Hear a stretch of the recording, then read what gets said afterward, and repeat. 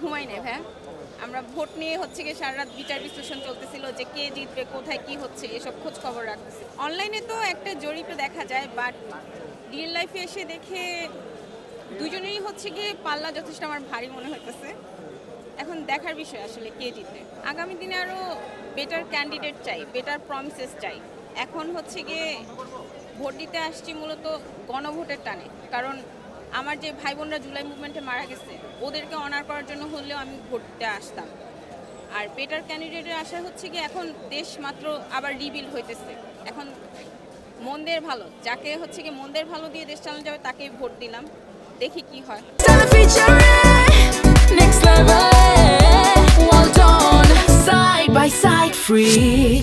জি, vote দিয়ে আসলাম মাত্র, দেখতেই পাচ্ছেন একটা অন্যরকম অনুভূতি ফার্স্ট টাইম ছিল। অ্যান্ড আগে যত রকম অদ্ভুত অদ্ভুত কথাবার্তা শুনছি ওরকম কিছুই ছিল না। দেখলাম সব রকম মানুষ আসছে। একজন দাদুকে দেখলাম, উনি হাঁটতে পারতেছে না তাও আসছে, কুড়ায় কুড়ায় হলেও আসছে। তো এটা একটা অন্যরকম লাইক ঈদের মতো মনে হচ্ছে।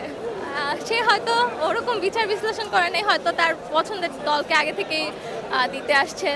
আমারও হয়তো ওরকমই। এখন দুইজনেরই একটাই আশা যে দেশে যাতে উন্নয়ন হয়, সবাই যাতে আগে যেরকম আমরা দেখে আসছি ওই জিনিসটা যাতে রিপিট না হয়। এবার যারা আসে তারা যাতে ভালো কিছু করে, এটাই আর কি প্রত্যাশা। কালকে থেকে এক্সাইটেড ছিলাম যে কখন আসবো, কি হবে অ্যাকচুয়ালি। তারপরেও ভিতরে একটু ভয় কাজ করছিল, কারণ সবসময় শুনে এসেছি কিছু না কিছু একটা হয়। তো তাই মনে করলাম যে যাই হোক আমি আগে দিয়ে আসি, আমার প্রথম ভোট দিয়ে আসি। বাট এসে দেখলাম যে না, পরিস্থিতি আলহামদুলিল্লাহ অনেক ভালো। সবাই অনেক খুশি খুশি আসতেছে, দিচ্ছে। এখন এরকম শেষ পর্যন্ত চললেই হয়। নির্বাচনের ফলাফলও সবাই ভালোভাবে মেনে নিলেই হয়, এইটুকুই আর কি। অ্যাকচুয়ালি আমার ভোটে তো আর হচ্ছে না, সারা দেশের সব মানুষ মিলে যাদেরকে চুজ করতেছে তারাই। জি, আমারও অধিকার আছে। হ্যাঁ, এটা একটা অন্যরকম অনুভূতি কাজ করতেছে। আর আমি প্রথম ভোটটা আমি এবারই ভোটার হয়েছি, অ্যান্ড এবারই দিতে পারতেছি।